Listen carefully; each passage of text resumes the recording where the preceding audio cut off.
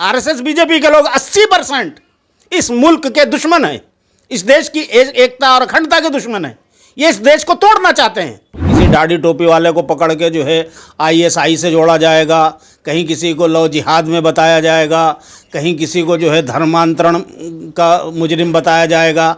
ये सारा एक पॉलिटिकल ड्रामा है, इससे ज़्यादा इसकी कोई हैसियत नहीं। जब दवाइयाँ नहीं दे सके, अस्पताल नहीं दे सके, बेड नहीं दे सके, ऑक्सीजन नहीं दे सके, यहाँ तक के लोग मर गए तड़प तड़प करके, तो उनको चिताएँ जलाने के लिए लकड़ियाँ नहीं दे सके। उस जलालत पर गोबर का ढक्कन लगाने के लिए ये सब इस तरह की हरकतें की जा रही है। धर्म के नाम पर अपने बच्चों का पेट काट करके, अपने बजट को कम करके इनको चंदे दिए हैं। उस चंदे के पैसे को धंधा बना करके, ये पाखंड करके उसको जो है करप्शन में खा रहे हैं। यूपी का कोई हिंदू तुम्हारे इस ड्रामे में अब हरगिज फंसने वाला नहीं है, बल्कि तुम्हारे मुंह पर वोट की सियासत से जूता मारने का काम करेगा वो। ये चंडालों की चौकड़ी जो है निर्दोष लोगों को ज़बरदस्ती फंसा करके पाखंड करना चाह रही है यूपी के इलेक्शन के लिए, लेकिन ये चलने वाली चीज़ नहीं है। इस वाले का कोई बच्चा शरीफ मिला आज तक आपको? किसी का लंगड़ा मिलेगा, किसी का काना मिलेगा, किसी का एक्सीडेंट होकर मरेगा, किसी जुआरी होकर मरेगा, कोई शराबी होगा, कोई रेप करता हुआ पकड़ा जाएगा। ये सब पुलिस वालों के, ये इसीलिए तो होते हैं, ये ऐसे ही पुलिस वालों के होते हैं।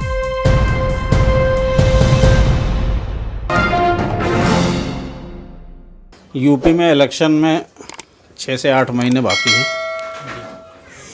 अब चूँकि बीजेपी को ये बात साफ मालूम हो गई है कि वो बहती हुई लाशें और जलते हुए शमशान, चिताओं के लिए जगह न मिलना और लाशों को लेकर के 3-3 दिन 4-4 दिन लाइनों में घर वालों का भटकते रहना, अस्पतालों में दवाइयाँ न मिलना, ऑक्सीजन न मिलना, गैस सिलेंडर न मिलना, वो जब दवाइयाँ नहीं दे सके, अस्पताल नहीं दे सके, बेड नहीं दे सके, ऑक्सीजन नहीं दे सके, यहाँ तक के लोग मर गए तड़प तड़प करके, तो उनको चिताएँ जलाने के लिए लकड़ियाँ नहीं दे सके, तो जलील हुए। उस जलालत पर गोबर का ढक्कन लगाने के लिए ये सब इस तरह की हरकतें की जा रही है कि अब कहीं किसी दाढ़ी टोपी वाले को पकड़ के जो है आईएसआई से जोड़ा जाएगा, कहीं किसी को लव जिहाद में बताया जाएगा, कहीं किसी को जो है धर्मांतरण का मुजरिम बताया जाएगा। ये सारा एक पॉलिटिकल ड्रामा है, इससे ज़्यादा इसकी कोई हैसियत नहीं। लेकिन एक बहुत बड़ी साजिश बताई जा रही है, जिस तरीके से नित्यानंद सरस्वती पर जो है हमला हुआ, वो भी लोग इनसे जुड़े हुए। मेरी ज़िंदगी गुजर गई है इसी तरह के ड्रामों को देखते देखते। 35 साल से जो है इन सारे ड्रामों को देखता आ रहा हूँ। पहले एक कहावत हुआ करती थी कि पुलिस रस्सी का सांप बनाती है। आज वो कहावत बदल चुकी है। अब पुलिस को रस्सी नहीं चाहिए सांप बनाने के लिए, अब तो बगैर रस्सी के ही पुलिस सांप बनाती है। और सांप ही नहीं बनाती, बड़े बड़े अजगर बना के दिखा देती है। तो ये सब कानून और संविधान से, कानून से मिले हुए जो पावर्स हैं, जो अख्तियारात हैं, उनका इनलीगल नाजायज़ इस्तेमाल करके इनोसेंट लोगों को फंसाने का काम करके ये बेईमानी की जा रही है। और ये सारे बेईमानों और चोरों का टोला है। आपने देखा कभी किसी पुलिस वाले का कोई बच्चा शरीफ मिला आज तक आपको? किसी का लंगड़ा मिलेगा, किसी का काना मिलेगा, किसी का एक्सीडेंट होकर मरेगा, किसी का जुआरी होकर मरेगा, कोई शराबी होगा, कोई रेप करता हुआ पकड़ा जाएगा। ये सब पुलिस वालों के, ये इसीलिए तो होते हैं, ये ऐसे ही पुलिस वालों के होते हैं कि जो बेकसूर लोगों पर इस तरह के जुल्म करते हैं सत्ताधारी नेताओं के इशारों पर। बीजेपी आरएसएस ये समझ रहे हैं कि योगी के उस भयानक चेहरे को दिखा करके वो एक बार फिर से जो है उत्तर प्रदेश की जनता को बेवकूफ़ बनाने में काम हो जाएंगे। तो मैं बहुत क्लियरली ये बात कहना चाह रहा हूं कि कान खोलकर सुन लें, यूपी का कोई हिंदू तुम्हारे इस ड्रामे में अब हरगिज फंसने वाला नहीं है, बल्कि तुम्हारे मुंह पर वोट की सियासत से जूता मारने का काम करेगा वो।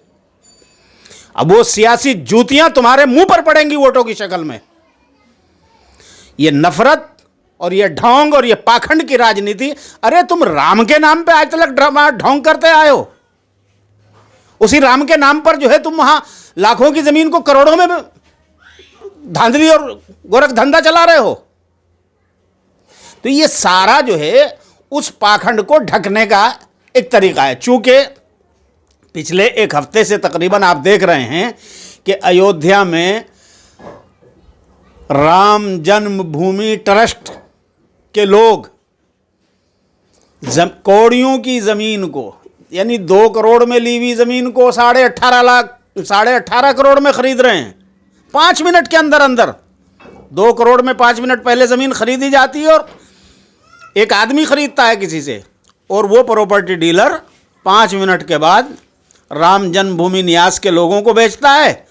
वो 18.5 करोड़ की ज़मीन बेच देता है और गवाह वही होते हैं। सब सारा गोरख धंधा है ये सारा करप्शन जो है, ये जिन बेचारे सीधे साधे हिंदुओं ने राम के नाम पर, आस्था के नाम पर, धर्म के नाम पर अपने बच्चों का पेट काट करके, अपने बजट को कम करके इनको चंदे दिए हैं, उस चंदे के पैसे को धंधा बना करके, ये पाखंड करके उसको जो है करप्शन में खा रहे हैं।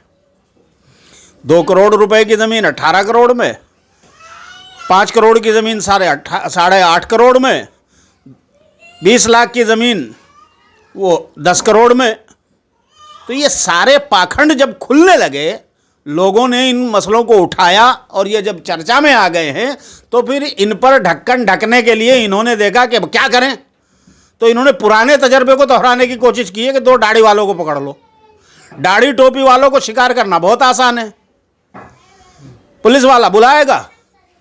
जैसा कि मेरी इत्तलात है, पुलिस वाला यहाँ आया जामिया नगर में, उमर गौतम साहब के मरकज़ में, उनके दफ्तर पे, उनके यहाँ आया, उनको नोटिस दिया कि आपको कल बुलाया है, आप आकर के वहाँ कुछ सवाल वो करेंगे, वो आप जवाब देना है आपको। वो गए, चूँकि साफ सुथरे थे, वो बिल्कुल खुले खजाने गए बगैर किसी चिंता के, अपने बेटे को साथ लेके गए। दूसरे दिन उनको फिर बुलाया कि आप जो है अपने कागजात, अपने फाइनेंस के कागजात, अपने चंदे के हिसाब जमा खर्च कहाँ से आता है कहाँ जाता है उसके कागजात वो कुछ लेके आइए, ऑडिट रिपोर्ट। वो दूसरे दिन उसको लेके चले गए। उन्होंने सारे दिन इनको बैठाए रखा। उनके साथ 2-3 आदमी और भी थे, उनका बेटा भी था, उनका एक ऑफिस का अटेंडेंस भी था, एक और कोई था उनके घर का ही आदमी। वो तो किसी को, ना नेता को उन्होंने बताया, ना किसी वकील को बताया, चूँकि वो बिल्कुल साफ शफाफ आदमी था, साफ सुथरा आदमी है, नंबर 1 का आदमी है, कोई नंबर 2 के धंधे करने वाला तो है नहीं, यूपी पुलिस की तरह या योगी की तरह, या फिर इन बीजेपी और आरएसएस के चंडाल चौकड़ी वालों की तरह।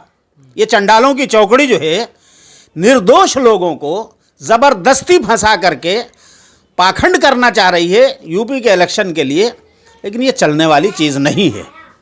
उमर गौतम तीसरे दिन भी गए कि भाई ठीक है, लेकिन उन्होंने उस दिन उन्हें जो है सारा दिन वहाँ अंदर बैठाए रखा, और बाहर जो बच्चे बैठे हुए थे, जब शाम हो गई तो उन्होंने पूछा अंदर जा कर के, कहा कि वो यहाँ नहीं है, चलो भागो। इनको धमका के गाली वाली बक के भगा दिया। अब वो रात भर पता नहीं चला, दूसरे दिन फिर मालूम हुआ कि साहब वो तो लखनऊ ले गए। तो ये सारा जो ड्रामा हो रहा है ये बहुत अच्छा। ये फाइलें कैसे बनाते हैं, कैसे सबूत तैयार करते हैं, कैसे इधर उधर उलझाते हैं, इसका मैं बखूबी तजर्बा रखता हूँ। मैंने बहुत लोगों के केस देखे हैं, लड़े हैं अदालतों में जाकर के इस तरह के। ये सारा फर्जीवाड़ा होता है। पुलिस के ऑफिसर और माफ़ कीजिएगा वो सिक्योरिटी एजेंसियां जिनके जिम्मे इस देश की सिक्योरिटी की जिम्मेदारी है, वो भी इन फर्जीवाड़ों में शरीक होती हैं। उनके ऑफिसर कुछ बैठ कर के जो है इस तरह के फर्जी सबूत गढ़ते हैं बैठ करके, और उनको गढ़ करके उनको यहाँ वहाँ से किसी का कहीं से, किसी का कहीं से ज़बरदस्ती ला करके। यही वजह है कि ये इतनी ख़तरनाक, कोई पोटा लगाएगा, कोई यूएपीए लगाएगा, कोई कुछ और लगाएगा। 120 भी लगाएंगे, फला लगाएंगे, दुनिया भर की साजिशों की, आतंकवाद की, फला की, देश की एकता को, अखंडता को तोड़ने की, फला की, दुनिया भर की। ये इसी तरह के फर्जी केसेस को गढ़ने के लिए ये दफात लगा करके आदमी को बंद कर देते हैं। नतीजा क्या होता है कि वो 5, 7, 10 साल उसको ज़मानत तो मिलती नहीं, वो जेल में सड़ते रहता है। लेकिन 10-12 साल के बाद 100 में से 99 लोग बरी हो जाते हैं, या कम से कम 97 तो हर हाल में होते हैं। 1-2 लोगों को दिखाने के लिए जब प्रेशर डाला जाता है जजों पर भी, माफ़ कीजिएगा, जजों पर भी प्रेशर डाला जाता है कि ये पॉलिसी मैटर है, पॉलिसी मैटर के नाम पर जो है 2-4 लोगों को सजाएं दे दी जाती हैं, क्योंकि ISI से भी जोड़ना है, फला। ये जो सारा ड्रामा होता है ना कि ISI से जोड़ दो, IS से जोड़ दो, फला से जोड़ दो, ये ड्रामे कहाँ गई वो इंडियन मुजाहिदीन? मैंने आज से 12 साल 15 साल पहले कहा था, जब इंडियन मुजाहिदीन का नाम आया था हमारे मुल्क की सिक्योरिटी एजेंसियों के ज़बान पर, मैंने कहा था ये फर्जी है, इन हमारी एजेंसियों की गढ़ी हुई कहानी है। और नतीजा क्या निकला? 10-12 साल के बाद साबित हो गया कि वो इंडियन मुजाहिदीन फर्जी थी, इन लोगों की गढ़ी हुई थी। और ये लोग, माफ़ कीजिएगा, जो सिक्योरिटी एजेंसियों के बड़े ऑफिसर्स हैं ना, जो इस तरह के गालमेल में, इस तरह की 420 में शरीक होते हैं, ये जब पुलिस की नौकरियों में और एजेंसियों में आते हैं, अपनी ड्यूटी शुरू करते हैं, तो इनकी हैसियतें होती है 10-20 लाख 50 लाख की। और जब ये रिटायर होकर जाते हैं तो ये 20-30, 50, 100, 200, 500 करोड़ रुपए के लोग होते हैं। कहाँ से आता है ये पैसा नंबर 2 का? ये हराम की दौलत कहाँ से आ रही है?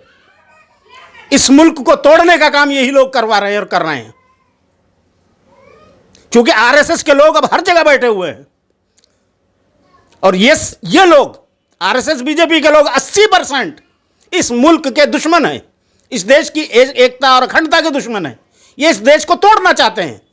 ये समझते हैं कि इस देश को तोड़ करके हम अपना एक छोटा देश बना करके फिर हम अपने हितों को पूरी तरह, चूंकि अब लोग बेदार हो रहे हैं, दलित आदिवासी भी बेदार हो रहे हैं, SC ST भी बेदार हो रहे हैं, मुसलमान भी बेदार हो रहा है। अब इन्हें दिख रहा है कि सियासी जमीन तो खिसक गई, कहीं हिंदुत्व के नाम पर, कहीं धर्म के नाम पर, कहीं दंगों के नाम पर, कहीं फसाद के नाम पर, कहीं धमाकों के नाम पर ये जो सारा ड्रामा और पाखंड किया जाता था, अब उस पाखंड की हकीकत को सारे लोग समझ गए हैं। वो लोग भी समझ गए हैं जिन्हें ये शराब की बोतल और 500 रुपये और 1000 रुपये दे करके जो है दंगे फसाद में इस्तेमाल करते थे। उनके बड़े जिम्मेदार लोगों को भी पता लग गया है कि ये इन्हें हमारे लोगों को इस्तेमाल करते हैं, और जब इस्तेमाल करने के बाद फिर ये अपने हितों को साधते हैं। इसलिए अब ये चलने वाला नहीं है ज़्यादा दिन। आप देखिएगा, आने दीजिए 2022 का इलेक्शन, इनके मुंह पर वो जूता पड़ेगा, यूपी की जनता वो जूता मारेगी कि इन्हों कहीं मुंह छुपाने की जगह नहीं मिलेगी। आप देख लीजिएगा, ये हिंदू मुस्लिम कर लें, दाढ़ी टोपी वालों को फंसा लें, धर्मांतरण का ड्रामा रचा लें, कोई भी ड्रामा कर लें, भैया जिनके भाई बहन बेटे बेटी माँ जिनके चले गए हैं ना इस कोविड की आपदा में, और उन्हें ना किसी ने दवा दी, ना किसी ने थोड़ा सा भी उन्हें हौसला दिया, ना किसी ने अपनाइयत के 2 बोल उनसे बोले, बल्कि बदमाशी ये की यूपी के मुख्यमंत्री ने कि अगर कोई ये कहेगा कि दवा नहीं मिल रही तो उस पर मुकदमा लिखा जाएगा, अगर कोई ये कहेगा ऑक्सीजन की कमी है तो मुकदमा होगा। इन बदमाशियों को भुगतना तो पड़ेगा। अब कितने भी ढोंग रचा लो, कितने भी पाखंड कर लो, कितने पुलिस को इस्तेमाल कर लो, लेकिन जूता तो मुंह पर पड़ना है। ये जुल्म की गाड़ी, ये जुल्म की नैया अब ज्यादा दिन गंगा में ऐसे नहीं तैरने वाली और दौड़ने वाली, अब तो ये तुम्हें डुबाकर ही जो है तुम्हारे अंजाम तक पहुंचाएगी।